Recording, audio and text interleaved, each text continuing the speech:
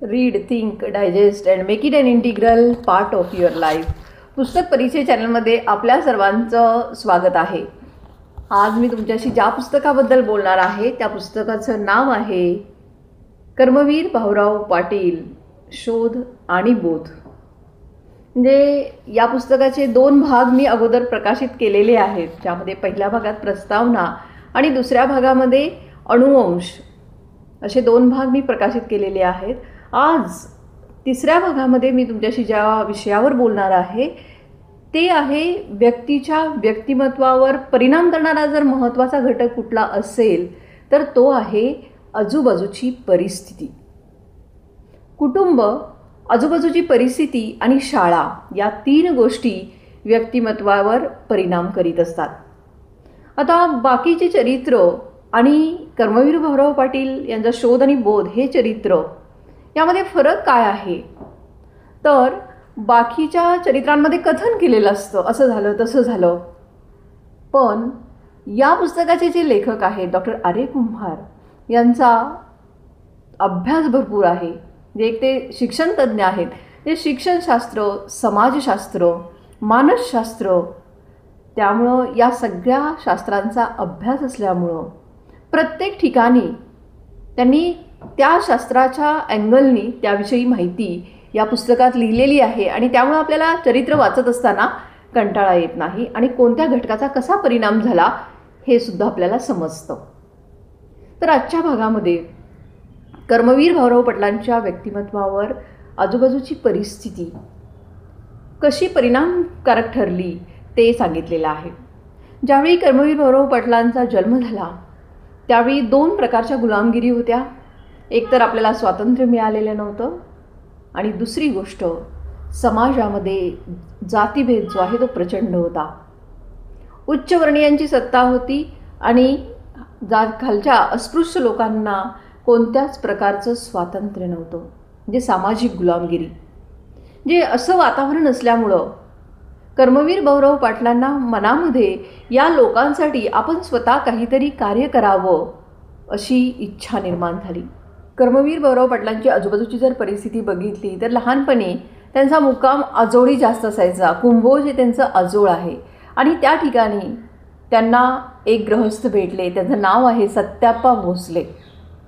त्यांची शरीरयष्टी बळकट होती आणि कर्मवीरांच्या आजोबांना भेटायला, मामाला भेटायला ते नेहमी घरी येत असत, म्हणजे रोज येणं जाणं असायचं. आणि त्यावेळी कर्मवीर लहान असल्यामुळं सत्याप्पा भोसले यांना कर्मवीर खूप आवडायचे आणि त्यांना घेऊन ते गावामध्ये बाहेर फिरायला जायचे. तर सत्याप्पा भोसले जर स्वभाव बघितला किंवा काम बघितलं तर त्याला गरिबांविषयी कण होती. पण तो काय करायचा ऐकलं तर आपल्याला आश्चर्य वाटेल की श्रीमंत लोक जी आहेत, जी गरिबांचा छळ करतात, अशा श्रीमंत घरांवर दरोडा टाकायचा आणि जी काही संपत्ती मिळेल ती गोर गरिबांना वाटायचा. आणि त्यामुळं कर्मवीरांना पण आश्चर्य वाटलं की हा काय काम करतोय, म्हणजे ते जो चांगलं काम करतोय त्याचा त्यांना आदर वाटायचा की गरिबांना एवढी मदत करतोय. मग ते त्यांच्या सहवासात असायचे. आणि मग शेवटी एक दिवस काय झालं, एक सावकार म्हणजे शेतातलं कोणीतरी एका बाईनी काहीतरी घेतलं म्हणून तिला खूप मारत होता. आणि हे पाहिल्यानंतर सत्यापाला राहावलं नाही. त्यांनी डायरेक्ट कुऱ्हाडीने त्याच्यावर घाव केले आणि त्या माणसाला मारून टाकलं. आणि मग लपून बसला होता कोयनाच्या खोऱ्यामध्ये. पण नंतर तो पोलिसांच्या हाती लागला आणि मग त्याला पकडलं गेलं आणि शेवटी त्याला फाशीची शिक्षा झाली. ज्यावेळी त्याला शिक्षा झाली त्यावेळी कर्मवीर तिथे भेटायला गेले होते.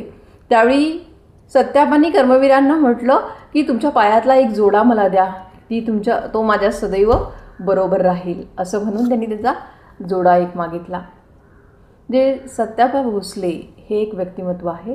दुसरी गोष्ट आहे परिस्थिती, की कर्मवीर स्वतः डोळ्यांनी बघायचे की विट्यामध्ये आईला जर पाणी पाहिजे असेल आणि ती नदीवर गेली तर तिथे जाण्याचा अधिकार किंवा ते बाकीच्या बायका उच्चवर्णीय जे आहेत ते त्यांना येऊ द्यायचे नाहीत. त्यावेळी कर्मवीर स्वतः तिथे जायचे आणि पाणी आणायचे, अजिबात घाबरायचे नाहीत. म्हणजे निर्भय वृत्ती जी आहे ती तिथे दिसून येते. नाहीतर आपण काय म्हणणार, अरे जर मी गेलो पुढं तर माझं काय होईल, तसं न करता त्यांनी डायरेक्ट तिथे, त्यानंतर कराडला की एकदा असं झालं, विहिरीवर पाणी वर खेचण्यासाठी जो रहाट असतो, तो रहाट जो आहे तोच त्यांनी मोडून काढला आणि म्हटले बघतो आता की कोण पाणी भरते ते. म्हणजे ही निर्भय वृत्ती त्यांच्याकडे पहिल्यापासून होती, त्यामुळं ते ही सगळी कामं करू शकले. तिसरं व्यक्तिमत्व आहे सिधू महार. हा महार जातीचा सिधू जो आहे तो थंडीनं कुडकुडत होता आणि त्याच्या अंगावर फाटके कपडे होते. ते कर्मवीरांनी पाहिलं आणि कर्मवीरांना त्याच्याबद्दल दया आली. त्यांनी स्वतःच्या आजोबांनी आपल्यासाठी शिवलेला जो भारी कोट होता, तो भारी कोट लगेच नेऊन त्या सिधू महाराजाला देऊन टाकला. एवढी उदारमतवादी वृत्ती कर्मवीर भाऊराव पाटलांकडे होती. पुढचं व्यक्तिमत्व आहे ज्ञानदेव घोलप. कर्मवीर एकदा इस्लामपूरला गेलेले असतात. एका शाळेसमोरून ते निघालेले असतात, तर एक मुलगा बाहेर बसलेला त्यांना दिसतो. चौकशी केल्यानंतर त्यांना समजतं की त्या जातीच्या लोकांना शिक्षण नाही म्हणून त्याला बाहेर बसवलेलं आहे. असं समजताच कर्मवीर स्वतः तिथे जातात, त्या मुलाला बरोबर घेतात आणि कोल्हापूरला नेऊन वसतिगृहामध्ये शिकायला ठेवतात. आणि हाच मुलगा पुढे आमदार होतो, तेच ज्ञानदेव घोलप. आता मनामध्ये असा विचार येतो, जर त्यांना कर्मवीर भेटले नसते तर? जे कर्मवीरांचं कार्य एवढं महान आहे की अनेक लोकांना त्यांनी शिक्षणाची संधी दिली. कर्मवीर भाऊराव पाटील ज्यावेळी कोल्हापूरला पुढील शिक्षणासाठी जैन वसतिगृहामध्ये गेले, त्यावेळी तिथले जे नियम होते, कडक नियम, ते त्यांना पटले नाहीत आणि त्यामुळं त्यांना वसतिगृह तिथलं सोडावं लागलं. मग शिक्षणाची जी गाडी आहे ती तिथेच त्यांची थांबली. म्हणजे कर्मवीर भाऊराव पाटलांचं शिक्षण फक्त 6वीपर्यंत झालं. विचार करण्यासारखी गोष्ट आहे. 6वीपर्यंत शिक्षण झालेलं असूनही त्यांनी आज एवढी मोठी संस्था उभारली. म्हणजे खरोखरच त्यांच्या अंगी काहीतरी वेगळे पण होतं, म्हणूनच ते त्यांना तेवढं सहजरित्या शक्य झालं. मग वसतिगृहातून हकलपट्टी झाल्यानंतर शेवटचा पर्याय व्यक्तीकडे काय असतो? आपल्या कुटुंबाकडे जाणं. मग तिथेच शिक्षणाला आडकाठी लागली आणि शेवटचा आशय म्हणून ते वडील कोरेगावला असतात, त्यांच्याकडे पुन्हा परत गेले. आता या पुढचा भाग जो आहे तो आपण पुढील भागामध्ये बघूया. धन्यवाद.